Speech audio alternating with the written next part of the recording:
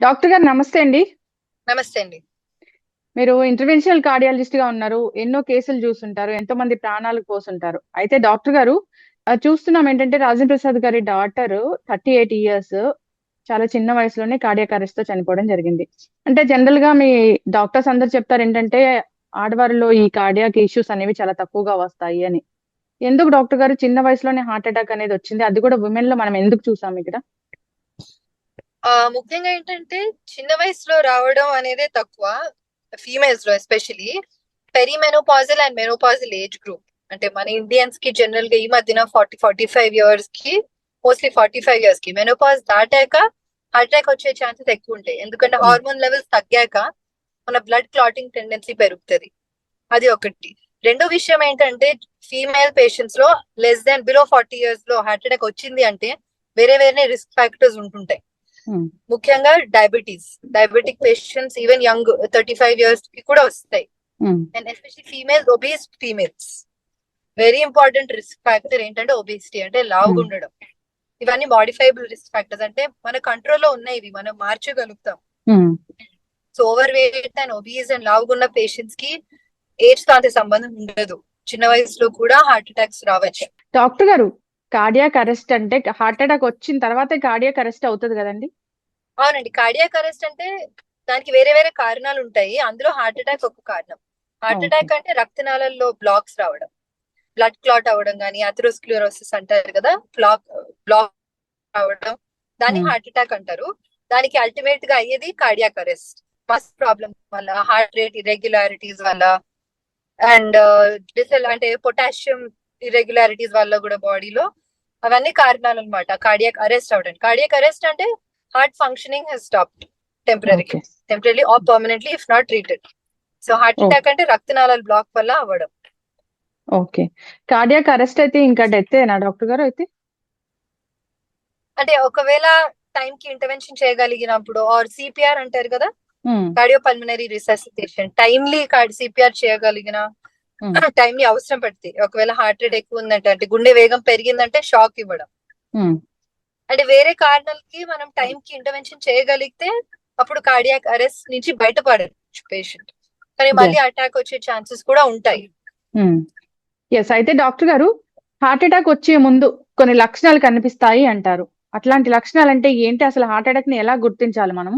ఇక్కడైతే గుర్తించలేకపోయామే అనుకోవచ్చా? మేబీ వాళ్ళు లేట్ గా వెళ్ళుండొచ్చు. ఇంకొకటి ఏంటంటే యంగర్ ఏజ్ లో వాళ్ళకి ఫస్ట్ డౌట్ రాదనమాట, ఇది గుండె నొప్పి అని. గ్యాస్ట్రైటిస్ అనుకొని ఇగ్నోర్ చేస్తారు చాలా మంది. ఎస్పెషల్లీ కోమార్బిడిటీస్, అంటే డయాబెటీస్ లేదు, హైపర్ టెన్షన్ లేదు, స్మోకింగ్ లేదు, అంటే వాళ్ళు లో థ్రెషోల్డ్ ఉంటుంది ఇలా కార్డియాక్ పెయిన్, గుండె నొప్పి అనుకోవడానికి. కానీ జెనెటిక్ కాజెస్ కూడా ఉంటాయి. 30% జెనెటిక్స్ కాంట్రిబ్యూట్ చేస్తుంది. సో ఆ టిపికల్ పెయిన్ ఏదంటే గుండెలో బరువు అనే పదం చాలా ముఖ్యం అనమాట. That is typical cardiac pain. లేదా గుండెలో పిండేస్తున్నట్టు అనిపించడం, అవన్నీ గుండె నొప్పివి. కానీ మంట, జస్ట్ అనీజీనెస్, చెమటలు పడడం, అవన్నీ కూడా indirect science of heart attack అనమాట. సో చాలా మందికి అదే, వాళ్ళకి రాత్రి లేస్తారు. వన్ ఇంపార్టెంట్ థింగ్ ఏంటంటే ఎర్లీ మార్నింగ్స్ లో అవుతాయి హార్ట్ అటాక్స్ ఎక్కువ, బిట్వీన్ 3 to 4 AM. ఎందుకంటే అప్పుడు మన బాడీలో సింపథెటిక్ సిస్టమ్ ఒకటి ఉంటది, అది హైయెస్ట్ పీక్ లో ఉంటది యాక్టివిటీ. అప్పుడే హార్ట్ రేట్, బ్లడ్ ప్రెషర్ అన్ని ఎక్కువ ఉంటాయి, అప్పుడే అటాక్స్ వస్తాయి. సో ఆ టైంలో ఏదో అనీజీనెస్ గా, గ్యాస్ట్రిక్ డిస్కంఫర్ట్ అనుకొని లేచారు అనుకోండి, better to get consultation earlier. And నడిచినప్పుడు చెమటలు ఎక్కువ రావడము, బరువు ఎక్కువ అనిపించడం, కూర్చోడానికి అంటే కూర్చున్నప్పుడు తగ్గడం అనేవి అన్ని కార్డియాక్ సిమ్టమ్స్ అన్నమాట, హార్ట్ అటాక్ సిమ్టమ్స్. అయితే డాక్టర్ గారు, హాస్పిటల్ కి తీసుకెళ్ళినా కానీ చనిపోవడం అనేది మనం ఎప్పుడు చూస్తామండి ఈ హార్ట్ ఇష్యూస్ లో? అంటే చాలా మ్యాసివ్ అటాక్ వచ్చింది అనుకోండి, వాళ్ళు హాస్పిటల్ కి చేరినా, ఇంటర్వెన్షన్ చేసినా, ఒకవేళ స్టెంట్ టైం కి వేసినా, చాలా పెద్ద హార్ట్ అటాక్ అయింది అనుకోండి, కండరం అప్పటికే డ్యామేజ్ అవుతుంది. కార్డియాలజీలో ముఖ్యమైన ఇదే మోటో ఏంటంటే టైమ్ ఇస్ మసిల్. అంటే మనం ఎంత డిలే చేస్తే అంత కండరం డ్యామేజ్ అవుతూ వెళ్తుంది. ఎందుకంటే రక్తం సరిగా అందకుండా మెల్లిమెల్లిగా కండరం డ్యామేజ్ అవుతూ ఉంటది. సో మనం ఎంత లేట్ చేస్తే, మేము చూస్తుంటాం 24 hours తర్వాత కూడా వస్తారు. అంటే వాళ్ళకి తెలియక, ఇది గుండె నొప్పి అని తెలియక లేట్ గా వస్తారు. 12 hours 24 hours తర్వాత, అప్పటికి ఆల్రెడీ డ్యామేజ్ అవుతుంది. మేము స్టెంట్ వేసినా సమ్ కొందరికి ఏమవుతుందంటే ఆ స్కార్ ఏదైతే ఉంటుందో కండరంలో దానివల్ల హార్ట్ రేట్ పెరుగుతుంది. వీటీ అంటారు. వీటీ వచ్చిందంటే difficult to save them. Yes, ఖచ్చితంగా డాక్టర్ గారు.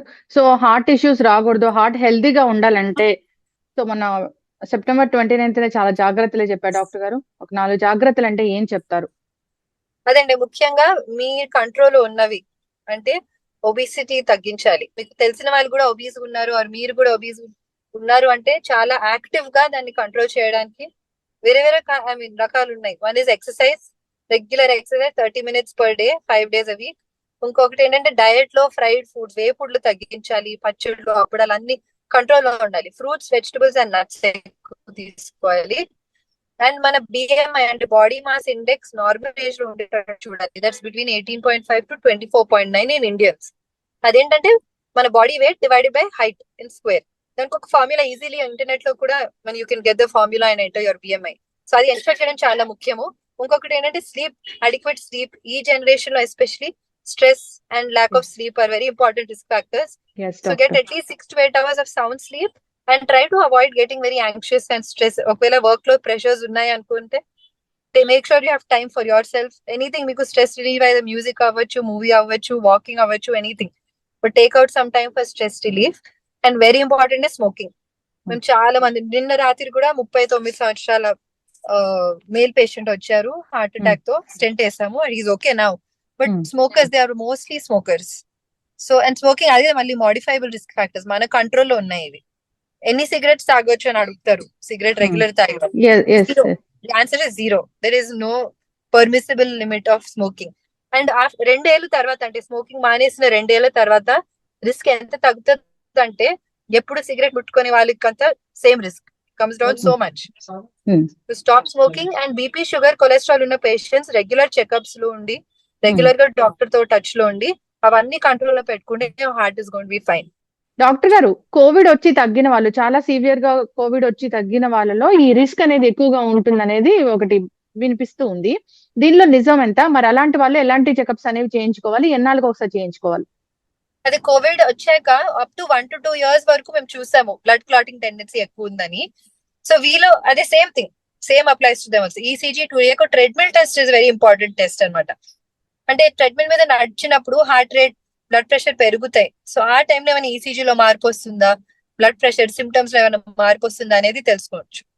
And apart from that cholesterol, sugars, blood pressure మళ్ళీ అవే అంటున్నాము, but they are the most important things to be check for heart health. So once in 2 to 3 years, 2 years is good enough.